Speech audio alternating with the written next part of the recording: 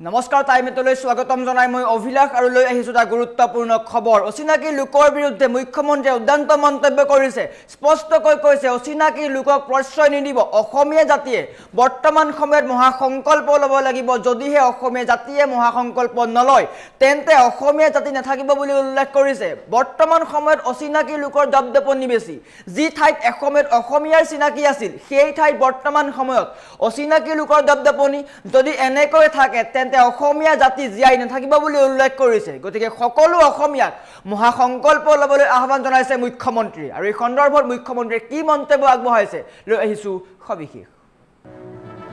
জনাই আছো ডাঙৰ খবৰ টাইমেট বিগ ব্ৰেকিং অচিনাকি লোকৰ বিৰুদ্ধে কঠোৰ হৈছে মুখ্যমন্ত্ৰী অচিনাকি মানুহৰ বিৰুদ্ধে প্ৰতিটো সময়ত যুঁজিব লাগিব অসম আন্দোলনৰ দিনবোৰ মনত পেলাই পুনৰ এবাৰ লিপ্ত হ'ব লাগিব সংগ্ৰামত এই সংগ্ৰাম হ'ব ৰাজনৈতিক সাংস্কৃতিক আৰু অৰ্থনৈতিক সংগ্ৰাম গতিকে সকলো অসমীয়া একত্ৰিত হওক বৰ্তমান সময়ত অসমত অচিনাকি লোকৰ সংখ্যা বৃদ্ধি পাইছে ধুবুৰীৰ দৰে অঞ্চলত অসমীয়া সংখ্যালঘু হৈছে সমগ্ৰ অসমত বিয়পি পৰিছে তেওঁলোক সেই ক্ষেত্ৰত আমি কঠোৰ হ'ব লাগিব উজনিটো তেওঁলোকে খুপনি পুতিছে জাতিয়ে মহাসংকল্প নললে অসমীয়া জাতি জীয়াই নাথাকিব গতিকে সকলোৱে মহাসংকল্প লওক প্ৰতিগৰাকী অসমীয়া কঠোৰ হওক ব্ৰত মহাসংকল্প লওক যিমান যি হলেও অচিনাকি লোকক মাটি বিক্ৰী নকৰিব অচিনাকি লোকৰ বিৰুদ্ধে কঠোৰ হওক প্ৰতিগৰাকী অসমীয়া কোনো অচিনাকি মানুহক চাকৰিত নিযুক্তি নিদিও বুলিও প্ৰতিজ্ঞা কৰক য'ত এসময়ত অসমীয়াৰ চিনাকি আছিল সেই সময়ত বৰ্তমান অচিনাকি লোকৰ দবদপনি অসমীয়া জাতিয়ে কেতিয়াও আত্মসমৰ্পণ নকৰে অসমীয়া জাতিয়ে যুঁজিব জানে শেষ বিন্দু তেজ থকালৈকে অসমীয়া জাতিয়ে যুঁজিব আৰু জিকিব অচিনাকি লোকৰ বিৰুদ্ধে প্ৰতিগৰাকী অসমীয়াই যুঁজি আছে জাতি মাটি ভেটি হেৰাবলৈ দিয়া নহ'ব অসমীয়াৰ অস্তিত্ব হেৰাবলৈ দিয়া নহ'ব আৰু এনেকৈ শ্বহীদ দিৱসৰ দিনা অচিনাকি লোকৰ বিৰুদ্ধে মুখ্যমন্ত্ৰীৰ উদ্দান্ত মন্তব্য কোনো ক্ষেত্ৰত কম্প্ৰমাইজ কৰা নহয় অসমীয়া জাতি ৰক্ষাৰ কাৰণে প্ৰতিগৰাকী অসমীয়াক একত্ৰিত হোৱাৰ আহ্বান জনাইছে আৰু অচিনাকি মানুহৰ বিৰুদ্ধে কঠোৰ হ'ব লাগিব প্ৰতিগৰাকী অসমীয়া যদি এই সময়ত কঠোৰ নহয় তেন্তে অসমীয়াৰ অস্তিত্ব নাথাকিব বৰ্তমান সময়ত অসমত অচিনাকি লোকৰ সংখ্যা বা অবৈধ মিয়াৰ সংখ্যা বৃদ্ধি পাইছে একাংশ লোকে প্ৰতিটো অসমীয়াৰ চুকে কোণে গৈ অসমীয়াৰ অস্তিত্ব অসমীয়াৰ সংস্কৃতি ধ্বংস কৰাৰ চেষ্টা কৰিছে গতিকে মুখ্যমন্ত্ৰীয়ে মন্তব্য প্ৰকাশ কৰিছে যে আপোনালোকৰ খেতি পথাৰত অচিনাকি লোকক নামিবলৈ নিদিব ধান কাটোতেই হওক বা ভুই ৰুওতেও হওক প্ৰতিটো ক্ষেত্ৰত অচিনাকি লোকৰ ব্যৱহাৰ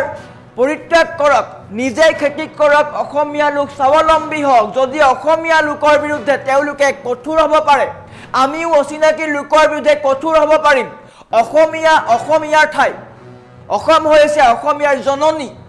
অসম মাতৃক কেতিয়াও হেৰাই যাবলৈ দিয়া নহ'ব অচিনাকি লোকৰ বিৰুদ্ধে আমি যুঁজিব লাগিব অচিনাকি লোকৰ বিৰুদ্ধে আমি সংগ্ৰাম কৰিব লাগিব অসম আন্দোলনৰ তেওঁলোকৰ কেঁচা তেজক মনত পেলাই অসমীয়া জাতি আমি ৰক্ষা কৰিব লাগিব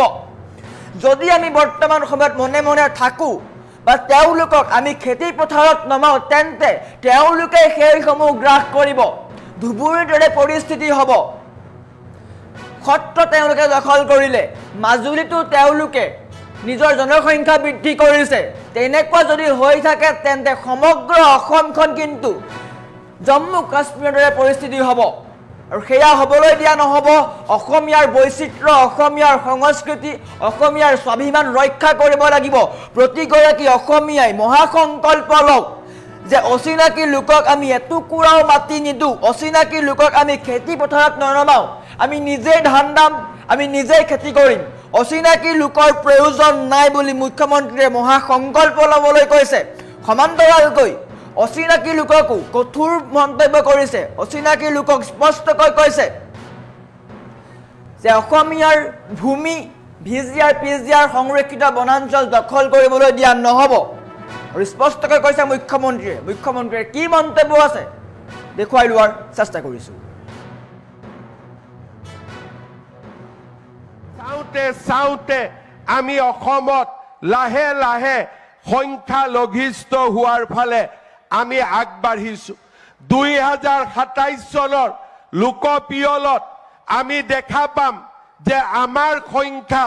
লাহে লাহে 60% তললৈ নামিব আৰম্ভ কৰিব কাৰণ এটা সময়ত আমি কোনেও চিন্তা কৰা নাছিলো যে আমি নিজৰ মাটিতে সংখ্যা লঘিষ্ঠ হম আপোনালোকে যদি দেখা পায় অসমত নিৰ্মাণ হোৱা অসমত আৰম্ভ হোৱা প্ৰতিটো কামতে আজি লাহে লাহে জনসংখ্যাৰ প্ৰভাৱৰ কাৰণে অসমীয়াৰ পৰিৱৰ্তে অচিনাকি মানুহসকলে নেতৃত্ব ল'বলৈ বিচাৰে আজি অচিনাকি মানুহৰ সংখ্যা অসমত বাঢ়ি গৈ আছে আৰু আজি তেওঁলোক মাত্ৰ নিৰ্দিষ্ট অঞ্চলতে সীমাবদ্ধ নাথাকি হদিয়া তিনিচুকীয়া ডিব্ৰুগড়লৈ যোৱাৰ বাবেও তেওঁলোক সাজি হৈছে আজি কেইদিনমান আগতে আমি দেখা পাইছিলো আমি এটা পৰিসংখ্যা লৈছিলো যে আমাৰ মাটিবোৰ আমি কাক বিক্ৰী কৰি আছো মই পৰিসংখ্যা দেখি স্তম্ভিত হৈছিলো যে আমাৰ খিলঞ্জীয়া থলুৱা লোকে আনকি তিনিচুকীয়া ডিব্ৰুগড় জিলাটো অচিনাকি লোকক নিজৰ মাটি বিক্ৰী কৰিছে শ্ৰদ্ধাৰ ৰাইজ জাতিয়ে যদি জাতীয় সংকল্প নলয় আমাৰ জাতিটো কেতিয়াও জীয়াই নাথাকিব আমি জাতিয়ে আজি দিনত সংকল্প ল'ব লাগিব আমি আমাৰ এটুকুৰাও মাটিও যিমানেই পৰিয়ালত অসুবিধা নহওক কিয় অৰ্থনৈতিক অসুবিধা নহওক কিয় আমি কেতিয়াও অচিনাকি লোকক আমি বিক্ৰী নকৰো এই সংকল্প আমি ল'ব লাগিব আমাৰ মাটি যদি অচিনাকি মানুহৰ হাতলৈ যায় আমি জাতি হিচাপে জীয়াই থাকিব নোৱাৰিম প্ৰতিগৰাকী ব্যৱসায়ীয়ে সিদ্ধান্ত ল'ব লাগিব প্ৰতিগৰাকী উদ্যোগপতিয়ে সিদ্ধান্ত ল'ব লাগিব যে আমাৰ প্ৰতিষ্ঠানত আমি অচিনাকি মানুহক চাকৰি নিদিও আমি আমাৰ নিজৰ ল'ৰা ছোৱালীক আমি চাকৰি দিম প্ৰতিগৰাকী অসমীয়া উদ্যোগপতি প্ৰতিগৰাকী অসমীয়া ব্যৱসায়ীয়ে সিদ্ধান্ত ল'ব লাগিব যে মোৰ গাড়ীখন অচিনাকি মানুহে নচলাই মোৰ গাড়ীখন মোৰ অসমীয়া যুৱক যুৱতীয়ে চলাব অসমৰ যুৱক যুৱতীয়ে চলাব আমি বিধানসভাত আইন এখন আনিব খুজিছো যি আইনৰ দ্বাৰা অসমৰ যি স্থানত আমি সংখ্যালঘিষ্ঠ হ'ব আৰম্ভ কৰিছো সেই স্থানত কোনো মাটি তিনি প্ৰজন্মৰ অসমীয়া নহলে সেই মাটি কিনিব নোৱাৰিব তাৰো আজি আমি আইন আমাৰ বিধানসভাত আমি আনিব বিচাৰিছো চৰকাৰে প্ৰচেষ্টা কৰিছে জাতিটোক জীয়াই ৰখাৰ কাৰণে কিন্তু ই চৰকাৰী প্ৰচেষ্টাৰে জাতি জীয়াই নাথাকে জাতি যদি জীয়াই ৰাখিব লাগে আমি প্ৰতিগৰাকী ব্যক্তিয়ে আকৌ এবাৰ অসম আন্দোলনৰ কাৰ্যকৰ্তা হিচাপে আমি কাম কৰিব লাগিব আমি বিধানসভাত আইন এখন আনিব খুজিছো যি আইনৰ দ্বাৰা অসমৰ যি স্থানত আমি সংখ্যালঘিষ্ঠ হ'ব আৰম্ভ কৰিছো সেই স্থানত কোনো মাটি তিনি প্ৰজন্মৰ অসমীয়া নহলে সেই মাটি কিনিব নোৱাৰিব তাৰো আজি আমি আইন আমাৰ বিধানসভাত আমি আনিব বিচাৰিছো চৰকাৰে প্ৰচেষ্টা কৰিছে জাতিটোক জীয়াই ৰখাৰ কাৰণে কিন্তু ই চৰকাৰী প্ৰচেষ্টাৰে জাতি জীয়াই নাথাকে জাতি যদি জীয়াই ৰাখিব লাগে আমি প্ৰতিগৰাকী ব্যক্তিয়ে আকৌ এবাৰ অসম আন্দোলনৰ কাৰ্যকৰ্তা হিচাপে আমি কাম কৰিব লাগিব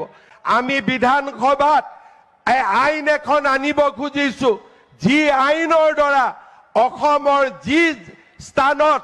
আমি সংখ্যালঘিষ্ঠ হ'ব আৰম্ভ কৰিছো সেই স্থানত কোনো মাটি তিনি প্ৰজন্মৰ অসমীয়া নহলে সেই মাটি কিনিব নোৱাৰিব